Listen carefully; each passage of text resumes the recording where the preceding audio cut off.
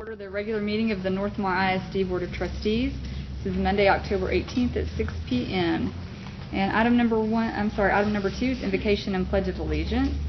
So our invocation will be led by Ms. Daughtry.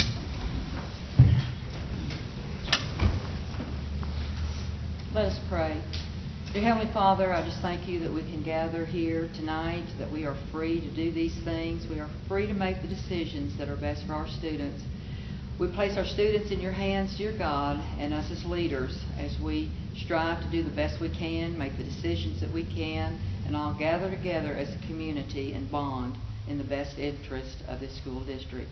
I thank you for the leaders that we have. I thank you, dear Lord, for the blessings upon our district. I pray for all of those tonight that have grieving hearts, that have lost loved ones, that are ill, and I just place them in your hands, dear God, that your will be done.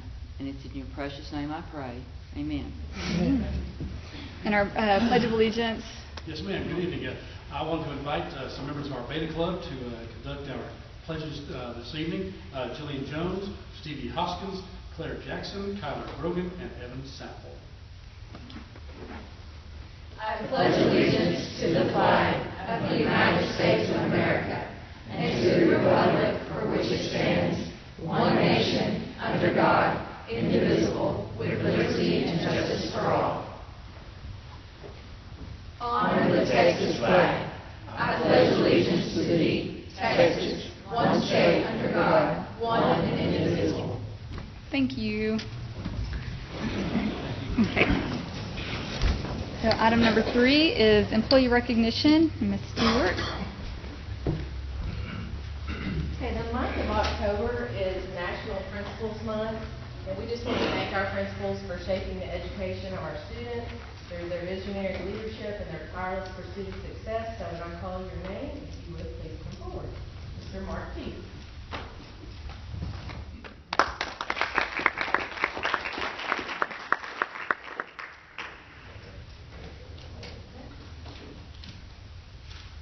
Ms. D. Hudson.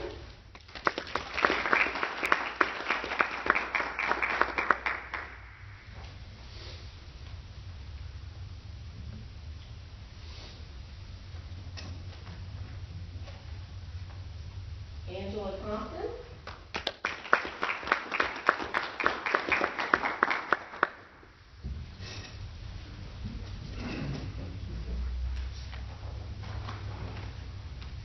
Kristen Hughes.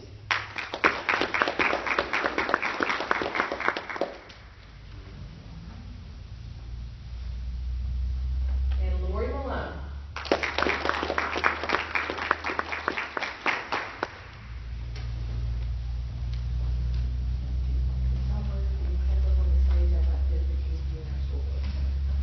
Would y'all come forward and get around them? I would like to.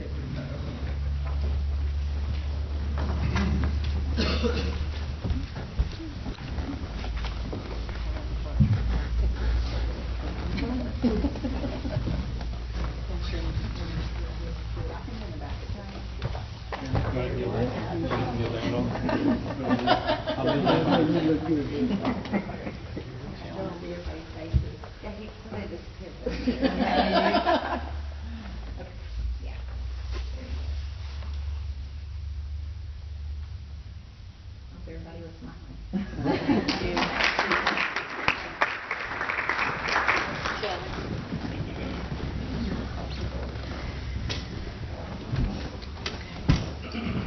Okay.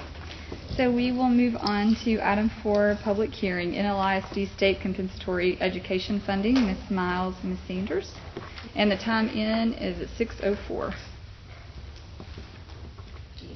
Okay, the state comp ed report is for the year 2021.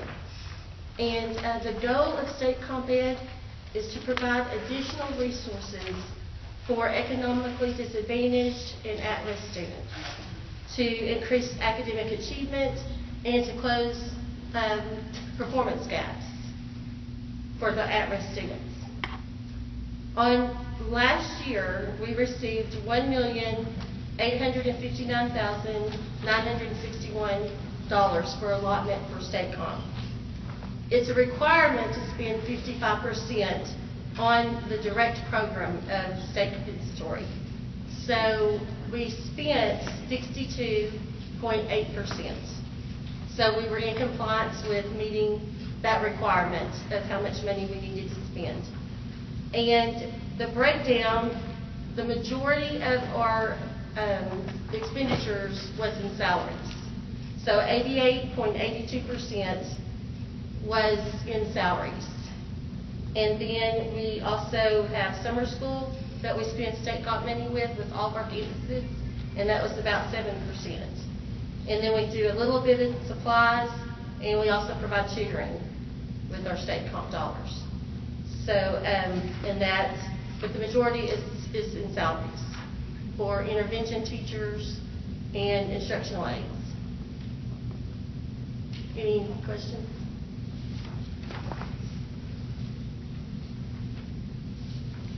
Okay, so time out 6:06. Item 5, public hearing, NLISD State Financial Accountability Rating, Ms. Starro. And time in Yes, again, with the state 6:06. It's that time of year again where we present the state's financial integrity report for North Lamar District. And it is the 2021 rating, but it is based on our fiscal year of 2019-2020 data. So it is basically for 2019 and 2020, it is the district state of the union. As you will notice in your board report, the first couple of packages in your board book was the actual rating. This year there were 20 indicators. In the past there had only been 15. If you've had a chance to look over those, they range from a variety of indicators. They go from a lot of questions were about our financial audit for 2019-2020. It's about our assets, it's about our liabilities, it's about our fund balance, it's about our debt obligations, it's about the timeliness of our payments to TRS. It was our ADA and pupil projections and how close we came to those. It was property values, budget, just et cetera, just numerous things that we were graded on. And as you can see by the very first page of the rating, we did receive a 100% out of 100 points possible. Along with that, in your board book, I also put several pages of TEA's, how the ratings were assessed. They were telling you why they were looking at those, why they were important to them. So, and I do think that they were pretty good in layman's terms for you to understand. Did anybody have any questions on the ratings or how they were assessed? There's one assessment, I think that question 5, that said it wasn't considered in this year. Is that going to be reinstated and considered in the future? It may be. Okay. But they decided this year to take number 5 out. But they did replace it with something else. Because like I said in the past, there had been 15, and now there are 20 today. Then, as you'll see, the last several pages were, there's also some disclosures that are required. So there are 6 disclosures. Basically, what they're looking at there is they want to know where we're housing our superintendent's contract. And, of course, we do have that out on our website. They're also wanting to know what reimbursements we made to the superintendent and to any board members that were board members at the 2019-2020 school year. So I do have those disclosed. And basically, there was one disclosure of were there really any business transactions with any board members in the district. So I did disclose those as well. You have those in your board book. Did anybody have any questions on that?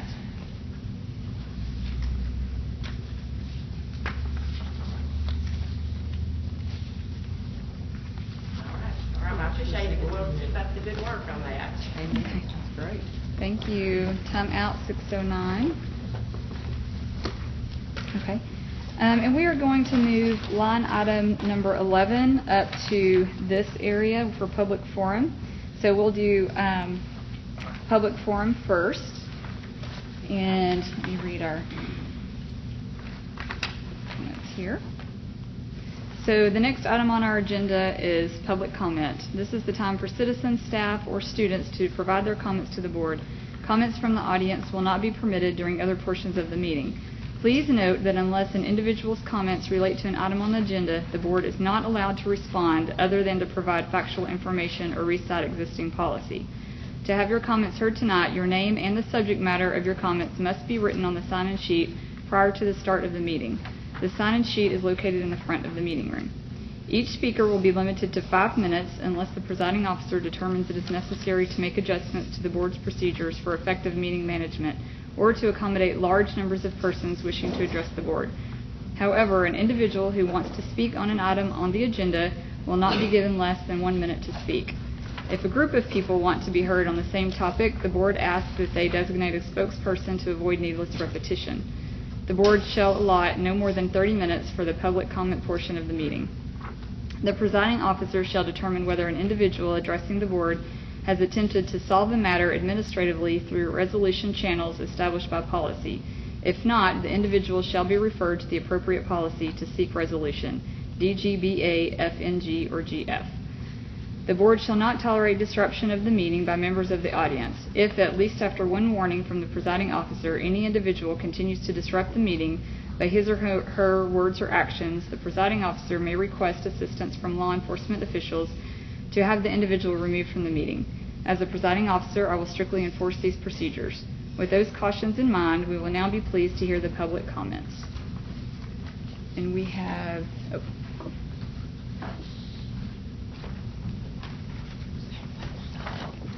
Okay, thank you. Okay, so Mr. Warmerdam, it is now...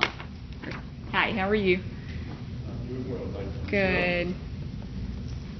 So I will start your 5 minutes when you start speaking, All right. okay? Thank you to the board for allowing me to address you tonight. Rural America has been called a little bit of heaven. We are blessed by a degree of separation, as it were, and we are like thousands of many such small communities in our nation. We have, for the most part, the blessing of being isolated on the outside looking in, as many of our larger cities experience turmoil, burning, looting, murder, and unprecedented political unrest and chaos. But that isolation is no guarantee of freedom from these troubles.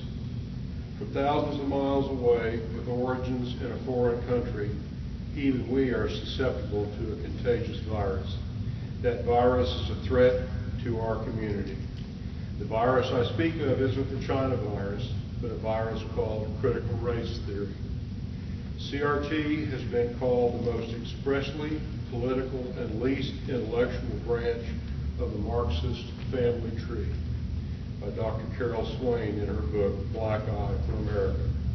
The highly contagious China virus for children has a 99.9% survival rate, but the CRT virus, which is cultural Marxism, is a virus that threatens 100%. What is the difference? The China virus infects the body, while the CRT virus infects the mind, the heart, and the soul of the most vulnerable. To teach children to hate themselves and others around them is a crime against their individual humanity, and it is willfully destroying decades of progress in the arena of race relations. Reverend Martin Luther King Jr. said he had a dream where his children would one day live in a world where they wouldn't be judged by the color of their skin, but by the content of their character. But the nightmare of CRT teaches his and all children to judge themselves and everyone around them by the color of their skin, while totally disregarding the content of anyone's character. The school board is elected to be the guardian of our children's education. I have no children in North Lamar, but as a taxpayer, I have a vested interest.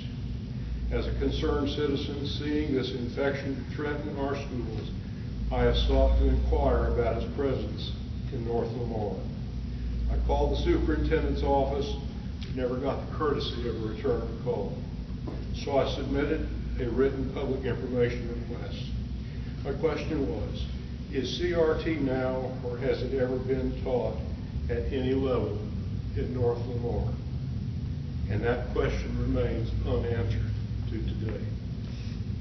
I did get a response, though. I got a letter from a law firm. I'm sorry, but in over 70 years, I've learned that when someone appears to be hiding behind a law firm, they have something to hide. I always try to have a positive response to a negative situation. I've copied some articles and put together a packet for each of our school board members. In addition, I have purchased 2 current books as a gift to our superintendent. I have heard that we as a school district only teach the curriculum that the state provides. That can be a cop-out though, because as guardians of our district, you are not required to teach anything that harms our children, and CRT harms every child. I encourage you to each personally elect to identify and remove all CRT teachings if they are in fact present in North Lamar. Or I will work to see that we elect people to replace you who will. I thank you for your time. And P.S., I am not a domestic terrorist, as some in our government would suggest. Thank you. Thank you. Okay. There is no one else signed up to speak, and we'll move on to public testimony, which is item number 6. No one has signed up for no one signed up for public testimony? Okay.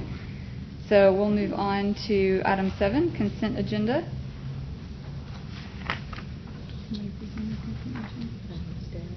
Ms. Darrow? Did anybody have any questions with consent agenda?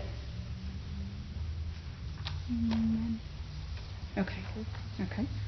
I do have one question. When it comes to Education Galaxy, the cost, is that per year, $18,700? I mean, I wish you would have called me so I could have Well, okay. That. Did anybody wish to order it? What catalyst? Yeah. Is that cost per year? Yearly. Except for high school. Every campus is yearly. Okay, yearly. That is a yearly thing. Multiple content areas, multiple brands. It's not that once you buy it, you have it? No, it's an annual subscription. Okay. Any other questions? Okay. Okay, so we just need a motion to approve the consent agenda. Motion made by Joel, seconded by Bo. Okay, all those in favor? All those opposed? Okay, motion carries 5-0. Move on to item 8, action discussion items. A, discussion only, attendance and enrollment. Mr. Watson? Put the attendance there on your, in front of your desk there. As you can see, Higgins is up to 336 actual students. Everett is 276, Parker at 240, Bailey at 289, Stone at 543, and the high school at 702, which gives a total enrollment of 2386. That's down just a few from last month. As far as our ADA numbers, Higgins is at 300.5, Everett at 276, Parker at 215, Bailey there is 289, Stone 543, and the high school at 702. So our ADA student enrollment is 2325.5. If you look there on the back, our refined ADA, which means it's our average number of students we have each day, as of through October 13th, was 2,158, which was at 93.72% attendance. I don't know if you remember last month, our attendance rate was at 92.79, so we're right at 1% better attendance this month, and so each percent, it helps us out with our money, because the refined ADA is what we get our foundation school program money from.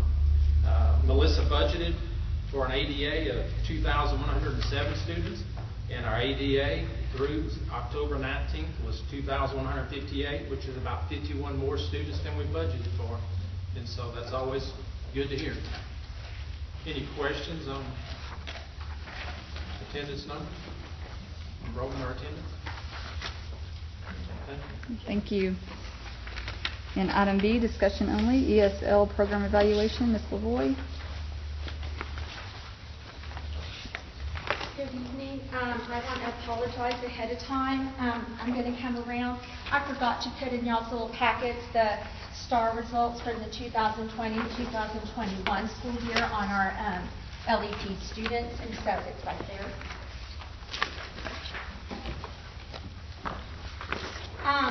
The information that I'm going to give you is for the 2020-2021 school year.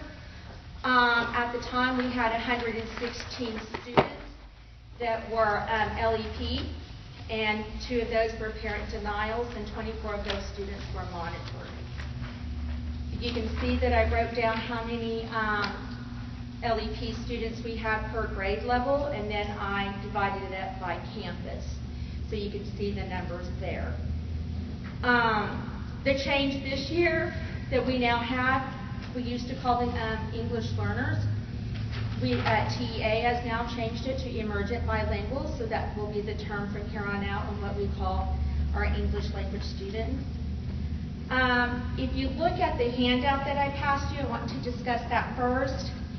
It's about our emergent bilingual STAR passing rate. I broke it up per campus, how many students were tested and how they scored, whether they approached, met level, did not meet level, mastered. So that is broken up all the way up into high school.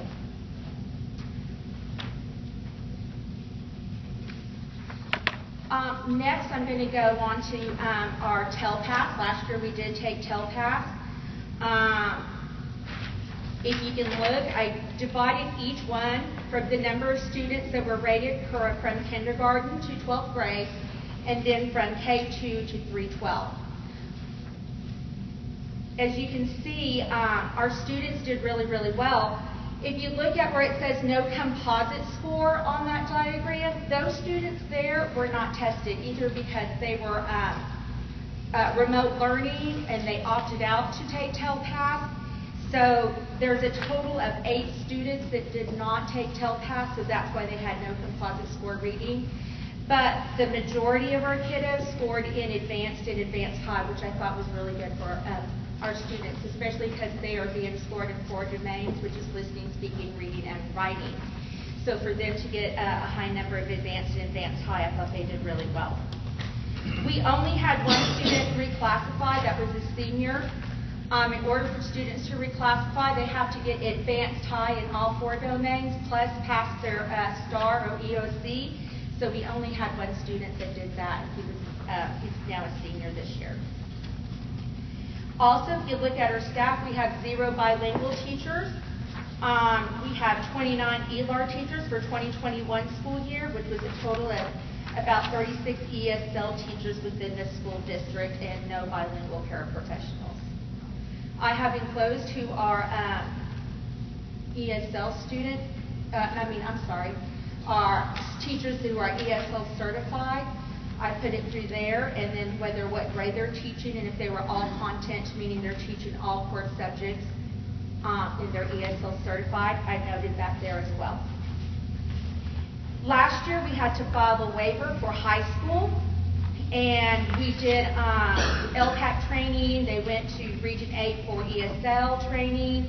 I also trained for TELPAS, for TELPAS raters. This year, I want to kind of brag a little bit because we will not have to file a waiver this year because we now have all of our ESL teachers for ELAR that are ESL certified. So I want to really congratulate Mr. Keith's high school campus because every single ELAR teacher at the high school is ESL certified.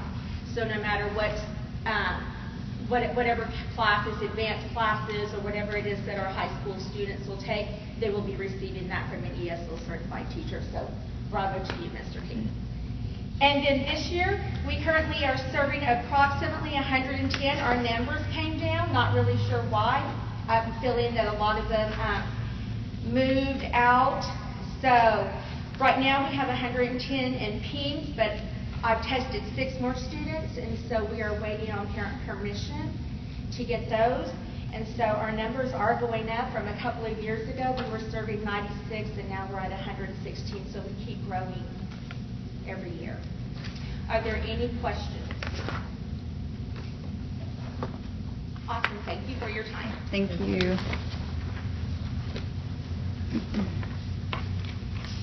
Okay, excuse me. Item C, consideration and approval, grade 7 reading instruments waiver. Ms. Chadwick? How's everybody? We have to get an approval after your consideration of this grade 7 reading instrument. We have, if you see in your book, the commissioner adopted 4 different reading instruments that we can give to any student who failed. It's mandatory to give to any student who failed a 6th grade STAR reading test. It's kind of like we're going to stop right about mid, course between K and 12 and say, okay, who really needs a little extra support right here? And the commissioner gives us 4 to choose from, and of those 4, we already are using one in our Read 180 program, which is our reading intervention program. There's a little description about that reading inventory test. It's through the HMH publisher, and it tests for reading inventory and phonics inventory. The reading inventory measures vocabulary and comprehension and gives the Lexile score for the student. The phonics inventory measures phonological awareness, letter and word recognition, and fluency skills. All of this allows the teachers to see approximately what grade level each student is working on, and it also tracks the improvements because we continue to assess those students. So we ask that you consider granting us the opportunity to submit this waiver, that instead of using one of the 4 instruments that the commissioner has adopted, that we continue to use our Read 180 testing program, and that we will be allowed to use that at least this 1 more year, according to TEA. Do you have any questions about maybe why we're doing this, or? Is this just something that y'all feel is better or as good as? We feel like it's absolutely as good as, and in some cases better. I'm highly familiar with the Texas Middle School Fluency Assessment, which is just it's a one-on-one, face-to-face assessment.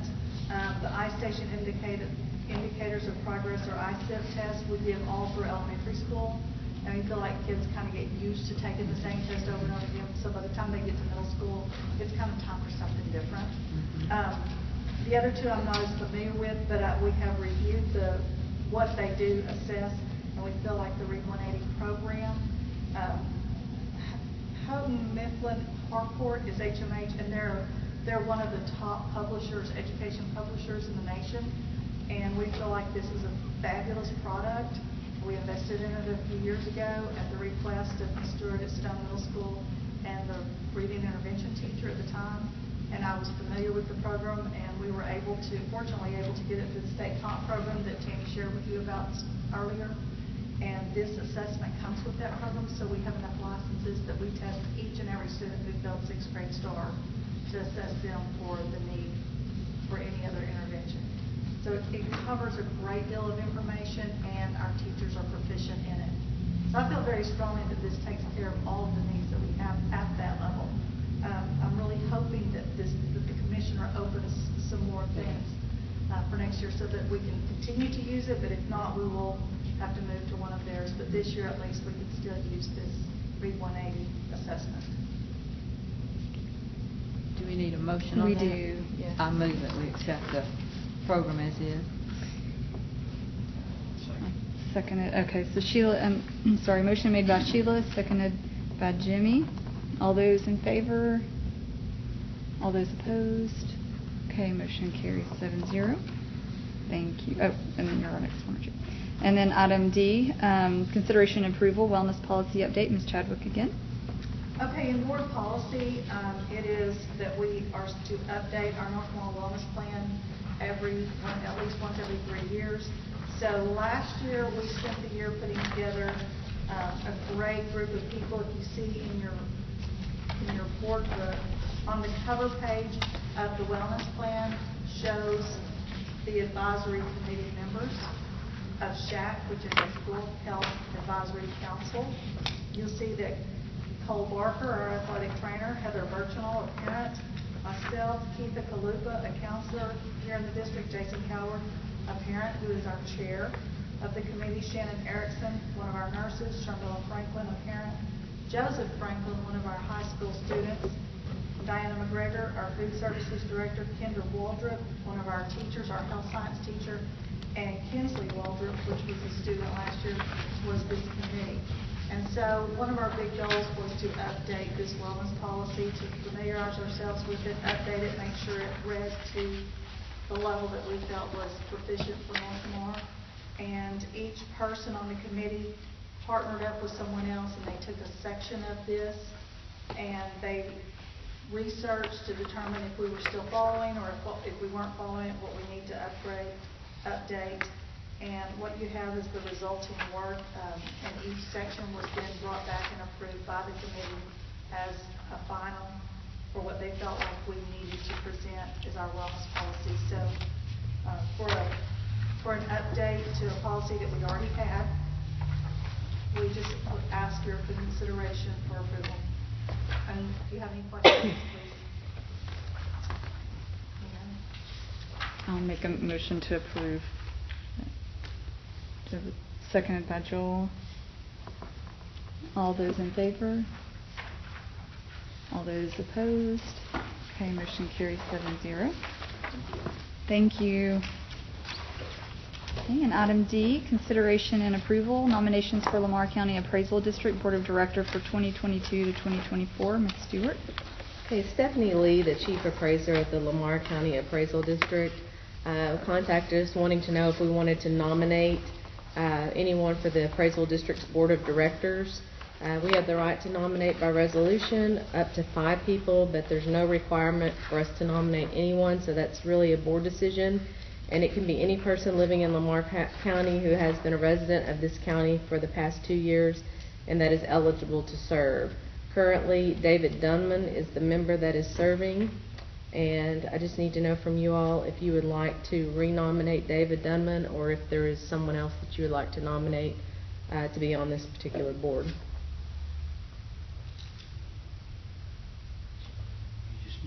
You just need nomination. If that's who you were wanting to nominate. Done. Lee. He's good at saying that? Yes. Okay. So we have a motion made by Jimmy and seconded by Clint. All those in favor? All those opposed? Okay, motion carries 7-0. Okay, and F, consideration and approval, campus improvement plans. And we will start with Higgins, Ms. Malone.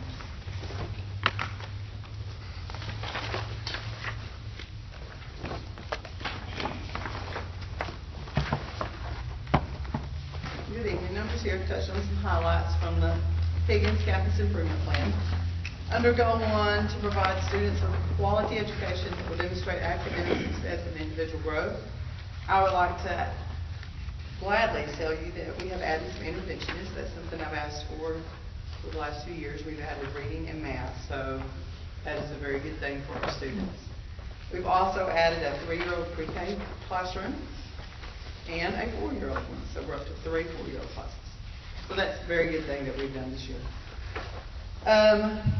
As far as what we're working on this year, we're working on the blended learning model, which is something Everett started last year.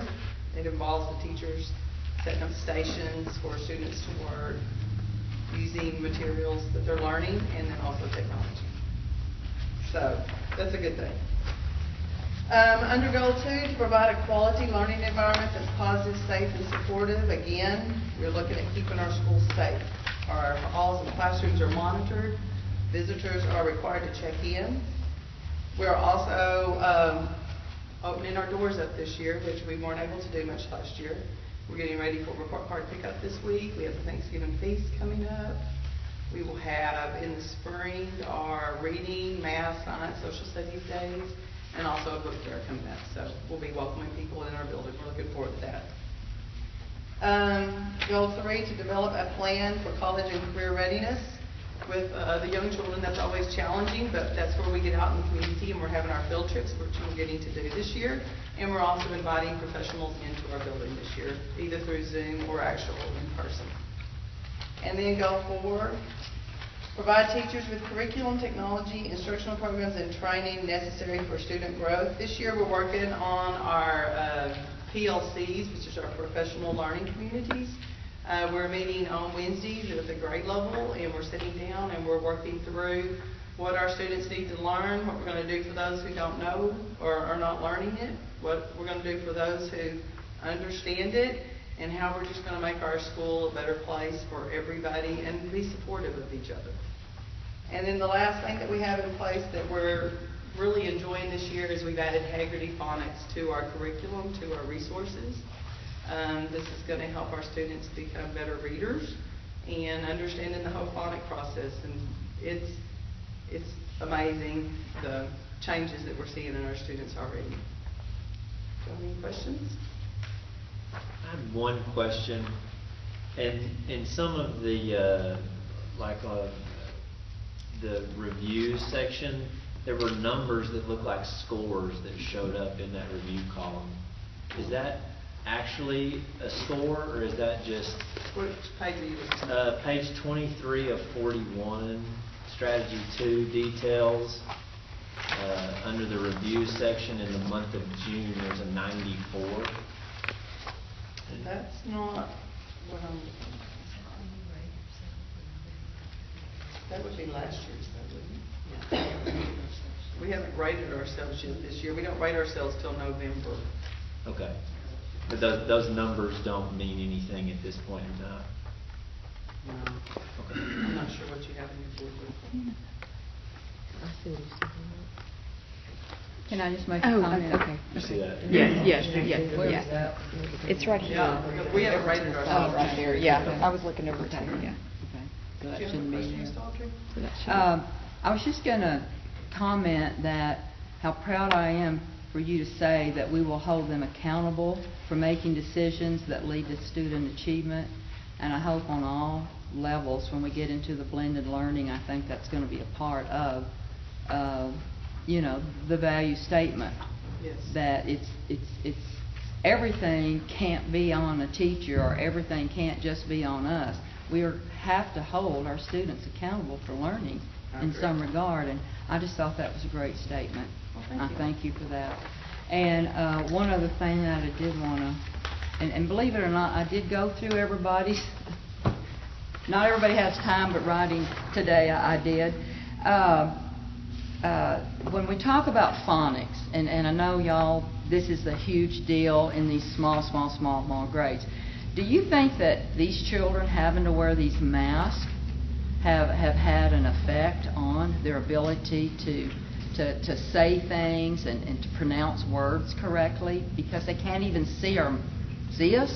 Well, last year, yes. This year, I do not have many students coming with masks and or staff members wearing masks. That was definitely a challenge last year. I mean, that part of it, and just seeing the emotions on our faces and the light up in the eyes and the smiles, everything that went with that was very difficult. But yes, this is definite. Yeah, and that could have a factor in their development. Yes. Yeah, the difference in last year and now this year. Your tongue, how you make your face. I mean, I just hope everybody understands that. I mean, this is everywhere. That with the age level you're dealing with. Any questions? Thank you. And then we'll do Parker, Ms. Hughes.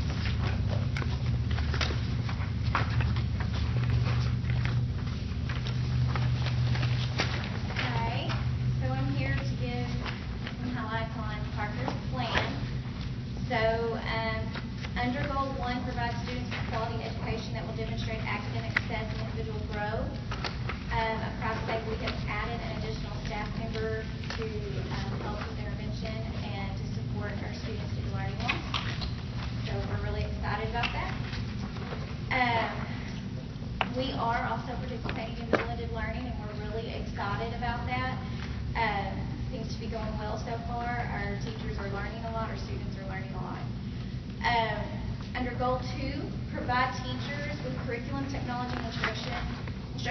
programs and training necessary for student growth. We will purchase necessary materials and curriculums and tools to promote academic growth to help our students be successful. That is something we're going to do. Under goal 3, provide a quality learning environment that is positive, safe, and supportive. We will be purchasing an SEL curriculum that helps students with learning loss and mental health.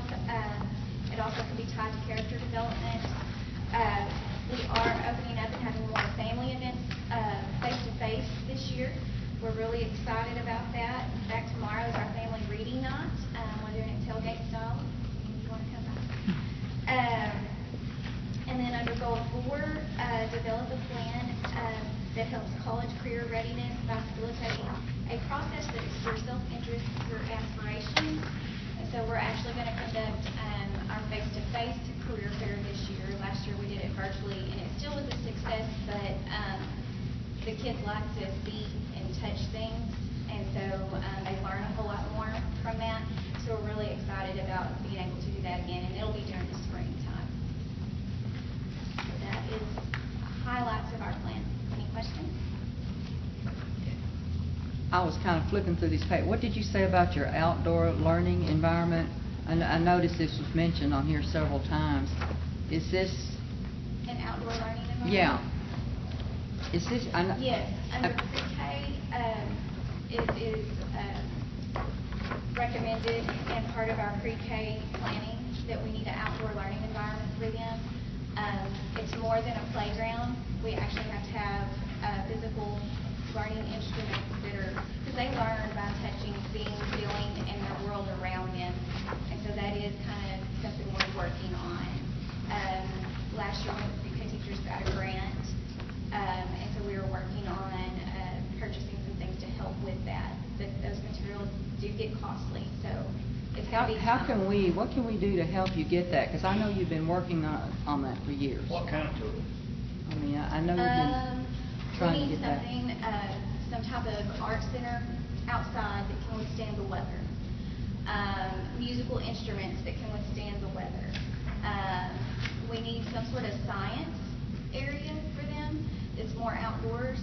Our biggest thing is trying to find things that can be housed outside, that can withstand all that, and that we can anchor so they don't walk away. Have you seen the areas at Gibbons that have a lot of that things? Yes. Are those the kinds of things that you would like to have? Yes. If you've ever been there, Gibbons has, I don't know, that's part of their STEM program, Yes. and they've gotten grants to do, and that's kind of, okay. Yes. Well, That's the direction we're going. and I was also noticing here that several times it was said that the current reading program is not what is best. Or there seems to be a need for a better reading program? We were referring to that the current plan that we have is great, but it's not necessarily great for our younger students, which is LLI, and that's where what Ms. Malone was talking about, Haggerty, and that's where that comes in because there's that missing piece of that phonics. The LLI starts out with just teaching them it's assuming they already know how to put letters together to make words and what those letter sounds are. This Haggerty program actually teaches them and breaks that down for them. So we purchased that now, so that situation has been resolved. Good. When will that start, the Haggard, being able to do that? This year, okay. Yes. So basically, okay. And I want to compliment you on these little pie graphs, because you have a lot of blues, so many positives that your community feels about Aaron Parker, and not just the community but the staff, and I was glad to see that and read those. I thought that was very enlightening and positive in that camp. And I guess, I don't know, did you send a survey out, or how did you get those responses? Yes, we send a survey out to the parents and community. We put it online, and then we send it out with the students and a paper copy and bring it back, and then I send an annual staff survey out. This is a nice little sheet too. Did you do this? pre-K. That's what CA gives us that we have to do. I haven't read this. This is Good. Thank you very much. Thank you. Okay, and then Everett, Miss Compton.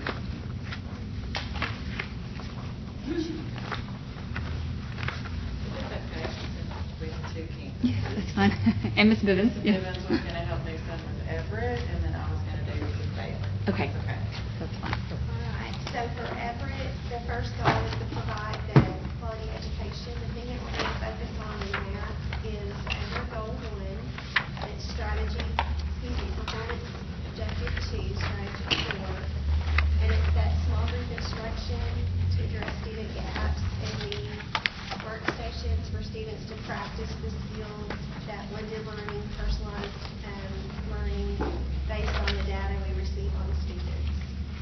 And then for goal 2, we provide teachers with curriculum, technology, and training.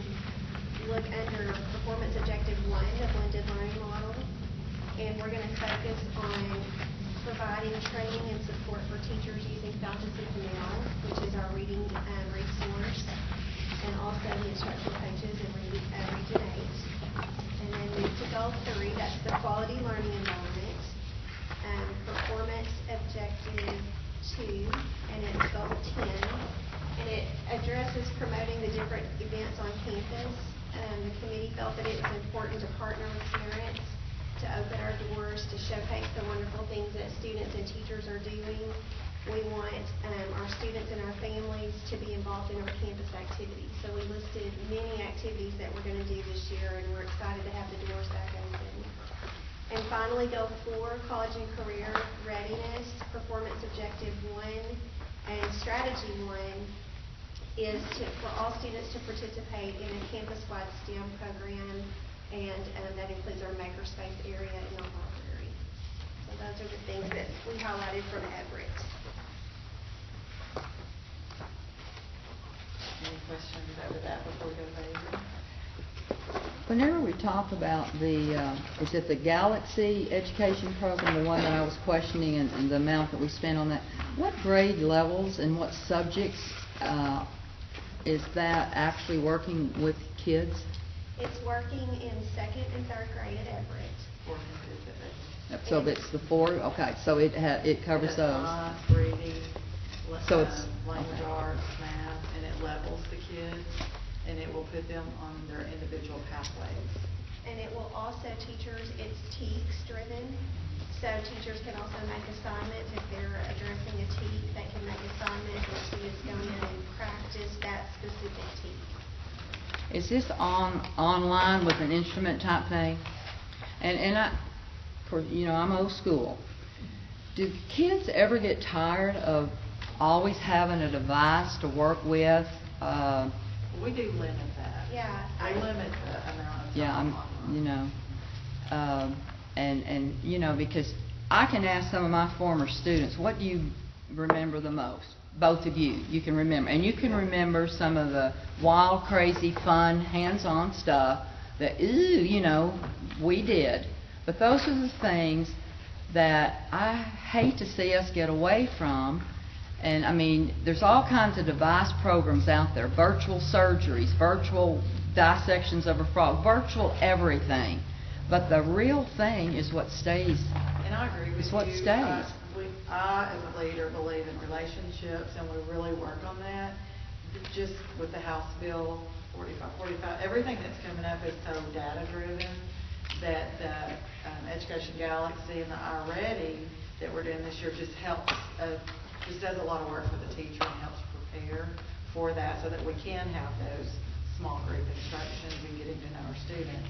It's just, education has changed a lot in the last 30 years, and it's just... I know, but why do we keep falling behind in math and science and reading? And, I mean, you know, I keep saying, are we really doing, I mean, what's best? I mean, are Well, we need to get the kids to school. Well, that's We need to work on true. their attendance But we've been falling behind in math for a long time.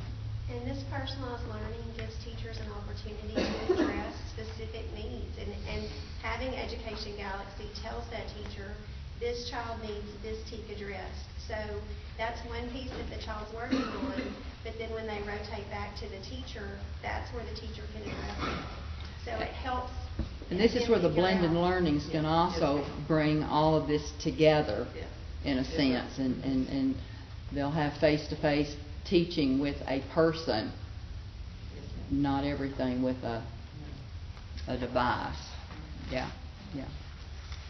Okay, on Bailey, on goal 1, which is our academic success and individual growth, we put in there that we thought it was very important that students chart their own growth. So with the iReady program that we have, our educational literacy, our CUAs, which stands for our unit assessments, our 4th grade and our 5th grade, we bought trackers for the kids to use, and so they're doing their own data this year. So when Ms. Doctor is talking about ownership, they're having to meet with teachers to go over their results. So we have that under our first goal. Under goal 2, the student growth, that's when we're going to do the blended learning to guide teachers into personalized learning. So that was our math grant that we have for our 4th and 5th grade is where the blended learning is going to come in, and that's what we're tracking. But since we use Fontes and Pinnell for our reading program, that is also small group instruction, so we're using it for both our reading and our math. Under goal 3, our learning environment, we thought it was very, very important for the social emotional learning of our students that we're purchasing the Goes In program again for our students to talk about how they're feeling and how they process their feelings of everything they've gone on. And it's helped tremendously. It's helped with our discipline. It's helped with kids getting along with each other. Mrs. Kalupa meets with them.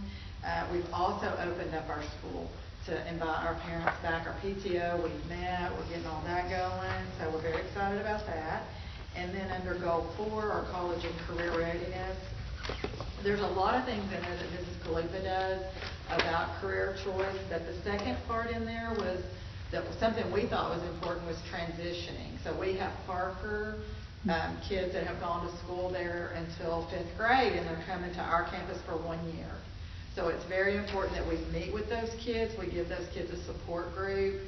We let them meet together, even though they're dispersed into 8 different classrooms. We have a group for them. And then Bailey going to STONE, we talk about the challenges they're going to meet when they get to junior high. So that was one of our goals. Is that any questions over there? I want to say I really appreciated the Early Childhood Literacy Board outcome goals that are projected into the future, and the same with the Math Board outcome goals. I think it's great to have something to shoot for and to measure yourself against. So I like seeing that. On page 43 of 52, where you talk about campus funding, there's a lot of numbers here and figures here, but it does not really, I couldn't figure out what the resources needed are, like on page 33. Are you on Bailey? I was with, I'm looking at Bailey, yes. I don't know that, it might have been the same as with Everett, I wasn't sure. Well, we have funding that's state comp money, we have funding that's title money. Is that what you're looking at? Yeah, we got Title I, we got the ESSER III, we got the So we're SCE. using all those funds. Well, the numbers are there. The money's there, but the resources needed, is this like for teachers, supplies? Like up at the top I on see, 199. I see that. So a lot, and Tammy and Yeah, Sanders, where did you a lot of, that has to be put in the plan for, that money must be spent, and it has to be tied to your plan for compliance. And so. It's telling you what goal, objective, and strategy we did tie that to. Yeah, it ties back to. I see the numbers, yeah. We just didn't fill out the resources needed part. And that's in a different section. Like when they're putting their strategies in, they're checking boxes and putting who's responsible for that. That's a whole different section in the thing.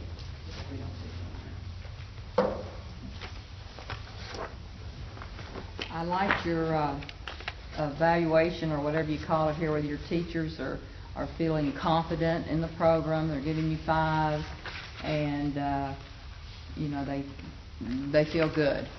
They feel good. That's a huge positive on y'all's part. Thank you. Thank you. Thank you. Okay. And we will move. We don't do Okay. All right. So this time we will go into executive session. Time is 6:55. Okay. That just dawned on me. Wait a minute.